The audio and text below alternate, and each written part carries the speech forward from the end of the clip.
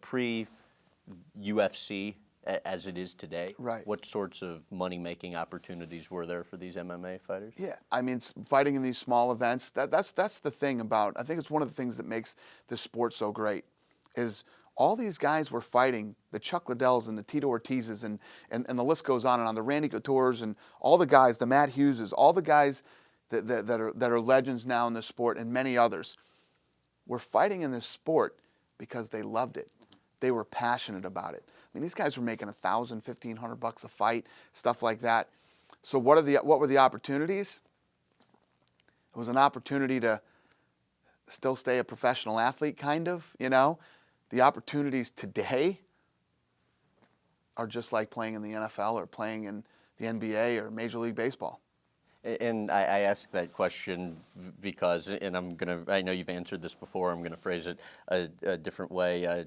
You know, Tito Ortiz, somebody you've obviously managed before, starting a few years back, became very vocal about his desire to make more money after learning he made like $1.5 million, or after learning the UFC made $42 million off a fight he made $1.5 million for. And I think you've said you feel that's fair because essentially the UFC is the entity that assumes all the risk. But I guess Tito's out of his mind. Those numbers aren't right. Okay.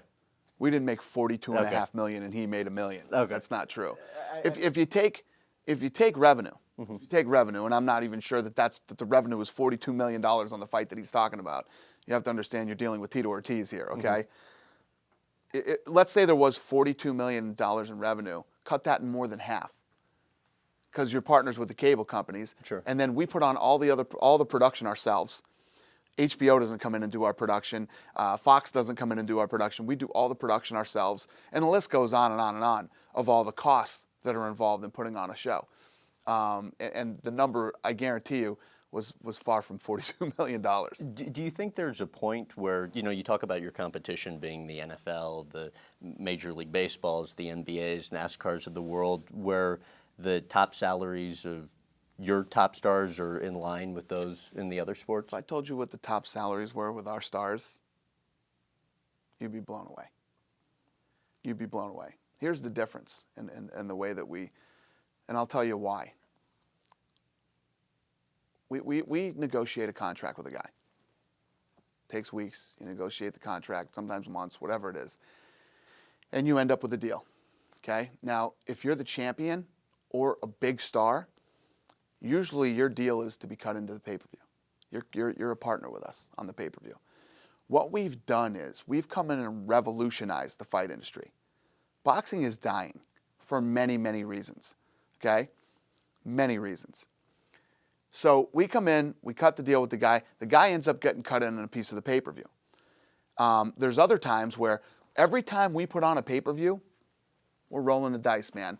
We don't know what's going to happen. Right, we don't sure. know how many pay-per-views we're going to sell. When we hit a home run, they hit a home run too. We bonus these guys big checks. Plus, there's bonuses built into the fights for best fight of the night, knockout of the night, KO of the night. Trust me when I tell you, these guys are making a lot of money. And we are on par with all the other sports leagues out there. The most amazing part is we've only been here for 10 years. Every other league out there has been for 50 or more. So in just 10 years, but the difference is we run this thing like a business. This isn't a fragmented, torn up mess like boxing is. And that's another reason that this thing has become as big as it has, as fast as it has.